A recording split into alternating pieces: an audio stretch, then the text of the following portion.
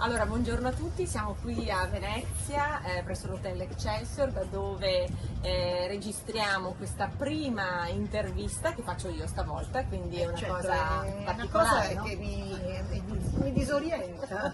Perché siamo qui con Tiziana Ferrario, non devo presentarvela perché la conoscete tutti benissimo, che oggi ha aperto e inaugurato About Women con l'intervista a David Sassoli.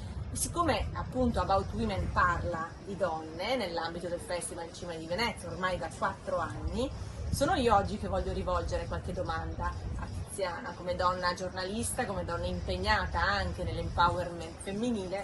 Volevo appunto chiederle quanto pesa in Italia questa cultura maschilista e paternalistica nel mondo del lavoro.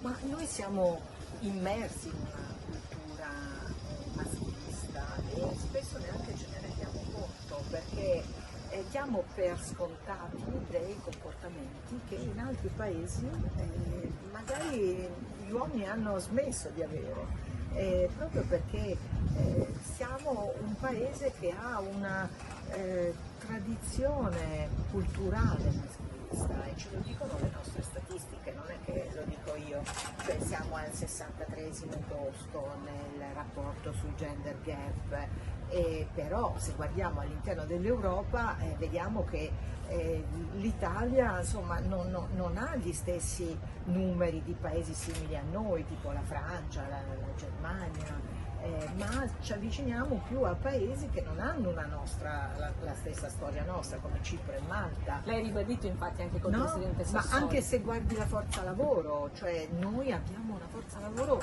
femminile molto bassa, il 49%, la Germania, la Francia hanno il 70%, in Italia solo Milano ha una percentuale così di donne che lavorano, però sappiamo perfettamente che se le donne non lavorano, se stanno dentro casa, cioè l'economia non cresce, il benessere delle famiglie non migliora e quindi cioè noi dobbiamo cercare di lavorare su questi numeri, di renderli numeri più europei e meno diciamo mediterraneo, no? di altra cultura però, quindi siamo immersi in famiglia e nel lavoro in questo modello culturale che va cambiato e l'Europa ce lo chiede di cambiarlo. L'Europa ce lo chiede, ha messo a disposizione dei paesi europei fondi importanti anche per promuovere l'emancipazione e il lavoro delle donne, ma secondo te Tiziana ci sono dei settori in Italia in cui abbiamo raggiunto la parità di genere? Li conosci? No, ci sono settori dove oggi lavorano più donne rispetto al passato. Se io guardo la mia esperienza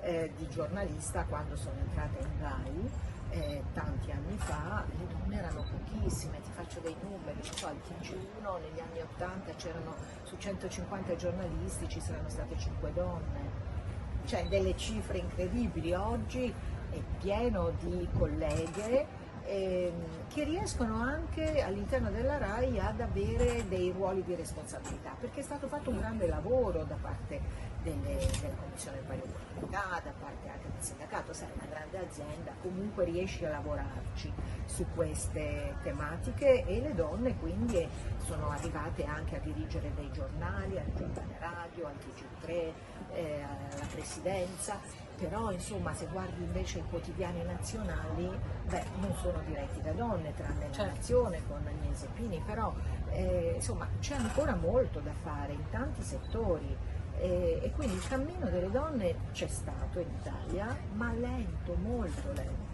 Quindi bisogna che il PNR ci aiuti a sveltirlo. Non solo dobbiamo lavorare, ma dobbiamo fare in modo che About Women vada avanti e che ogni anno porti esperienze positive, che lasciano il segno e che lancino anche un messaggio. Che continuino ad andare a vedere come si può migliorare, no? E come si può dare sempre più voce anche alle donne, perché insomma noi siamo più della maggioranza, più della metà del paese, e però poi quando vai a vedere chi c'è nei ruoli di responsabilità, le donne sono sempre meno. Quindi il tetto di cristallo ancora No, lì? è enorme, sta lì sempre più spesso, secondo me, sempre più spesso. Grazie a Tiziana Ferrario e da About Women Venezia è tutto. Arrivederci.